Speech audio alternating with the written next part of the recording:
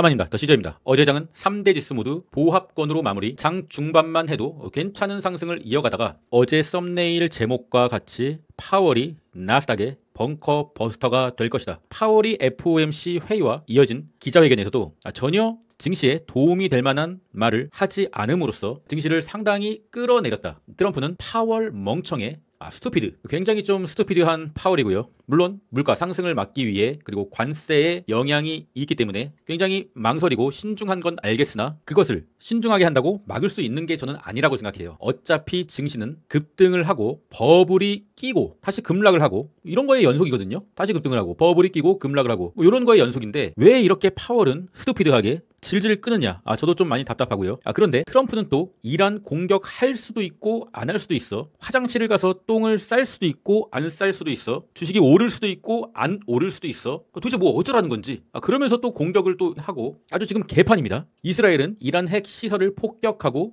인명피해, 방사능 누출 아주 그냥 지금 개판이 됐어요. 그럼에 따라서 국장의 방산주들 그리고 원전주들 미친듯이 또 상한가를 가고 난리를 치고 상당히 큰 폭으로 오르락 내리락 하고 있는데 뭐 어쩔 수 없죠. 우리가 전쟁을 막을 수는 없는데 우리는 일단 주식을 하는 사람들이니까 국장의 그러한 종목들이 미리 매복에 들어가 있었고 또 약간의 수익 실현 계속적으로 좀 단기 매매로 지금 해야 될 상황입니다. 국장의 방산주, 유가주, 원전주, 해운주 이런 종목들이 지금 굉장히 활개를 치고 있는데 그런 종목은 테마성이기 때문에 단기 매매로 대응하시길 바라겠습니다. 전쟁은 좀 빨리 끝났으면 좋겠고요. 어쨌거나 저쨌거나 파월은 연중 2회 금리 인하는 유지하지만 점도표나 물가 지수에 대한 발언 그리고 향후 계획에서도 굉장히 매파적인 말을 쏟아냈어요. 조금 증시가 쉽지 않은 상황으로 가고 있습니다. 어쩌면 조정의 시작일 수도 있다. 긴장을 해야 되고요. 공포지수는 54, 푸드앤콜옵션 0.71, 푸드앤콜옵션이 올라가면은 좋지 않다. 푸드앤콜옵션이 올라가다가 어느 정도 좀 내려가는 구간에서 증시가 오르고 또 미친 듯이 진짜 참을 수 없이 0.80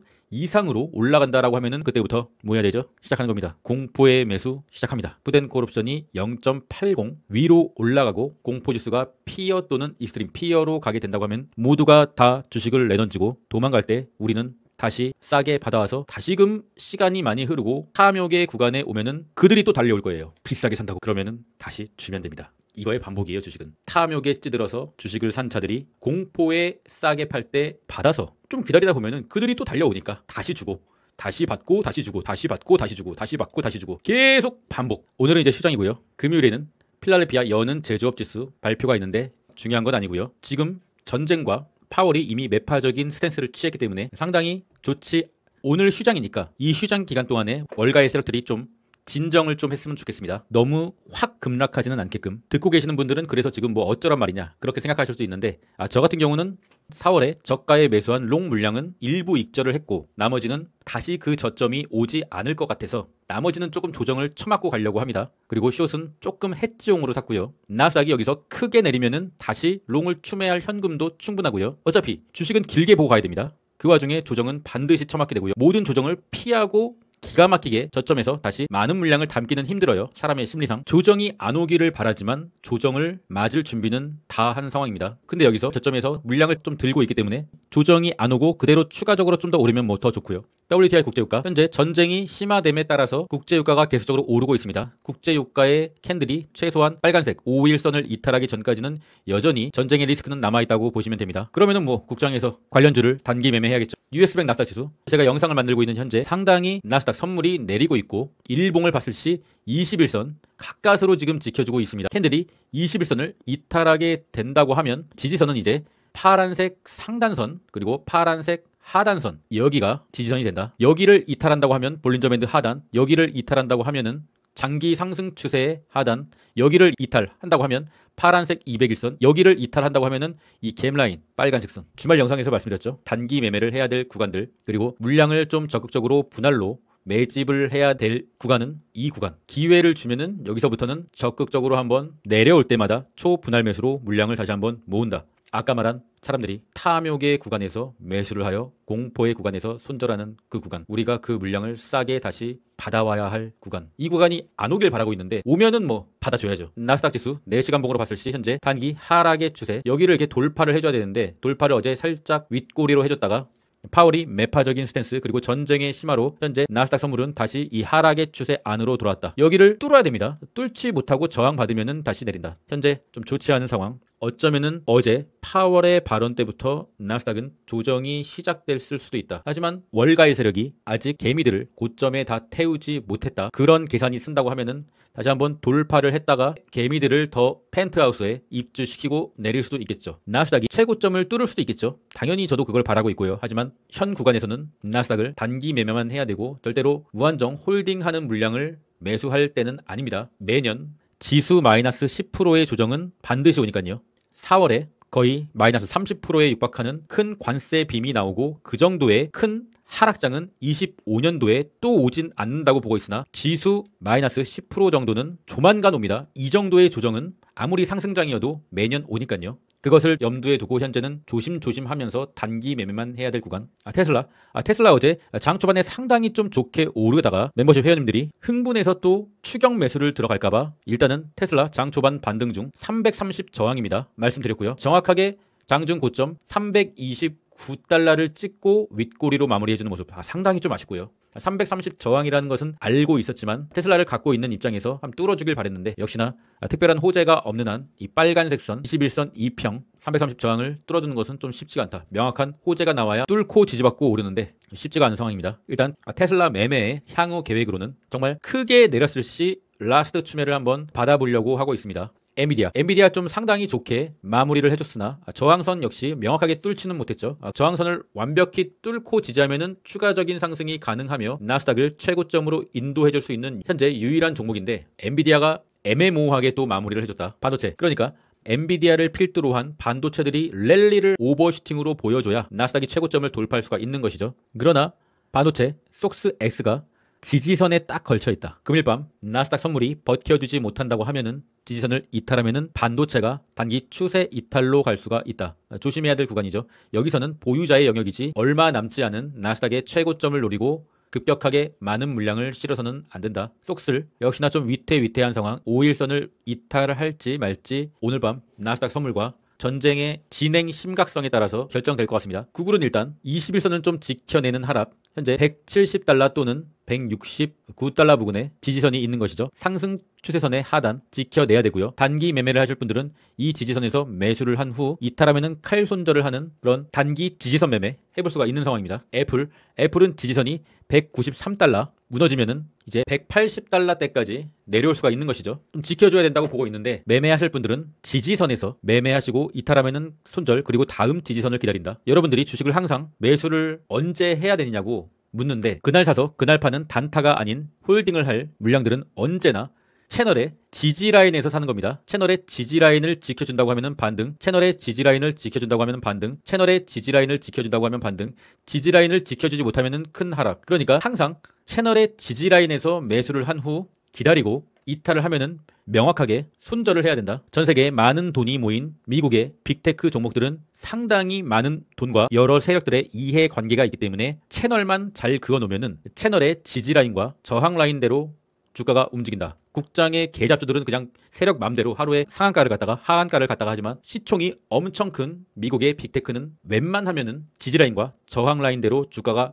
그 안에서 움직입니다. 숏의 보조지표. 숏이 이제 스토캐스틱 K값이 D값을 아래에서 명확하게 터치를 했다. 이제 숏의 약 반등이 일어날 수 있는 조건이 형성된 거죠. 그런데 역시나 키움전사들이 숏에 아직도 상당히 많이 타고 있기 때문에 월가의 세력들은 조정을 주긴 줄 건데 그 조정의 시간을 조금씩 미루다가 진짜 숏을 탄 개미들이 지쳐서 쓰러졌을 때 그때 이제 조정을 주거나 명확한 악재가 터졌을 때 조정을 줄 거라고 생각하고 있습니다. 그리고 그 명확한 악재 중에 하나인 파월의 매파적인 발언 하나 터졌고요. 한 가지 더 명확한 악재는 미국의 참전. 지금 명확하게 미국이 전쟁에 참전하진 않았는데 이제 그 명확한 불확실함이 확실해지면은 숏이 오르고 증시에는 약간의 조정이 오지 않겠느냐. 코인의 공포지수는 57. 코인베이스 일봉입니다. 제가 어제 코인베이스가 이 지지라인을 이탈하면은 정말 이건 가성비도 안 나오고 너무 재미도 없고 너무 효율이 안 나와서 매도를 할 것이다 라고 말씀을 드렸는데 어제 또 갑자기 코인베이스 16% 급등?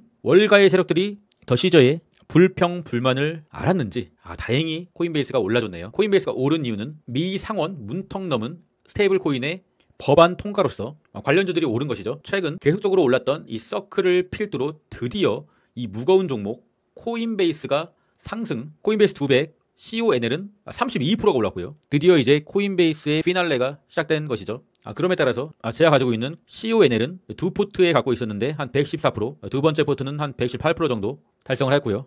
차트적으로 보면은 볼린저 밴드 상단을 돌파했다. 그렇다고 하면은 볼린저 밴드를 가상으로 이렇게 그어보면은 금요일장에는 캔들이 여기서 이제 이렇게 시작하게 되는 것이죠. 볼린저 밴드 위에 떠있다. 볼린저 밴드 둥둥. 이게 바로 볼린저 밴드 둥둥입니다. 캔들이 볼린저 밴드 둥둥에 이렇게 떠있으면은 일단은 좀 매수를 하면 안 돼요. 여기선 분명한 거는 매수를 하면 안 된다는 겁니다. 여기서는 보유자의 영역인 것이죠. 이럴 경우에는 볼린저 밴드 상단에 다시 들어왔다가 더 내리거나 아니면은 들어왔다가 가거나 하게 될 확률이 굉장히 높습니다. 이론적으로 이렇게 될 확률이 한 85% 정도에 달하고요. 그러니까 코인베이스를 지금 못 잡아서 안달이다, 너무 사고 싶다 라고 하시는 분들은 최소한 캔들이 볼린저 밴드 일단 안으로 들어왔을 때 약간의 반등을 노리는 단기 매매만 할 수가 있는 것이죠. 코인베이스나 CONL 2배짜리를 홀딩하셨던 분들은 지금은 분할 매도를 하셔야 됩니다. 단기간에 급등을 했기 때문에 단기간에 다시 급락을 할 수도 있기 때문에 이런 자리에서는 기계적으로 분할 매도를 나가는 게 트레이딩의 정석이죠. 테더, 현재 코인베이스 및 로비눕 마켓츠 그리고 서클 이런 스테이블 코인 관련주만 지금 오르고 있고 전체 코인 시장은 상당히 지금 좋지가 않습니다. 그 이유는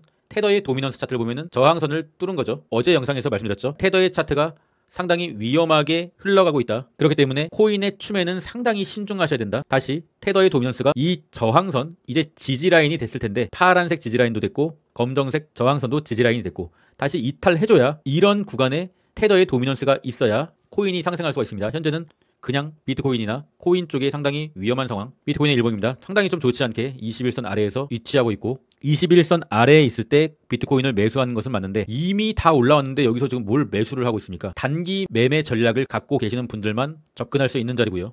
게더리움은 상승 추세에 지지라인에 위태위태하게 걸쳐 있습니다. 여기를 이탈한다고 하면은 이제 빨간색 지지라인이 있는데 여기까지 추가적으로 무너져 내리게 된다고 하면은 상당히 차트가 위험해진다.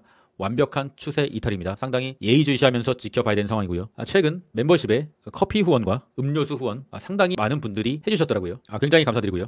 그리고 새롭게 멤버십도 가입해 주셨는데 적절한 자리에서 매수를 하여 길게 좀 홀딩을 하는 장교 멤버십 그리고 단기 매매를 하는 UDT 멤버십 두 개를 운영 중이며 최선을 다해 해보도록 하겠습니다. 최근에는 중소형 주들이 변동성이 커져서 UDT 멤버십에서는 괜찮은 수익률을 거두고 있습니다. 관심 있으신 분들은 고전 댓글 링크를 확인해 주시고요. 그러니까 전쟁이 나면은 매수는 맞아요. 왜냐? 전쟁은 영원히 지속될 수는 없으니까. 하지만 중요한 거는 적절한 자리에서 매수를 해야 된다. 전쟁이 났다고 해서 바로 풀매수를 땡기는 것은 아니다. 적절한 자리에서 다시 매수를 하게 되면은 시간이 지나면은 증시는 다시 한번 전쟁이 나기 전에 고점을 언제는 뚫어왔다. 그게 미국 주식이다. 잠자는 동안에도 돈이 들어오는 방법을 찾지 못한다고 하면 당신은 죽을 때까지 일을 해야만 할 것이다. 죽을 때까지 일을 안 하려고 주식을 하려고 한다고 하면 언제나 공포의 매수, 환희의 매도, 요것만 아시면 돼요. 환희의 매수, 공포의 매도. 이렇게 하면은 당신은 죽을 때까지 일을 해야 됩니다. 잠자는 동안에도 돈이 들어오는 방법을 찾으려면은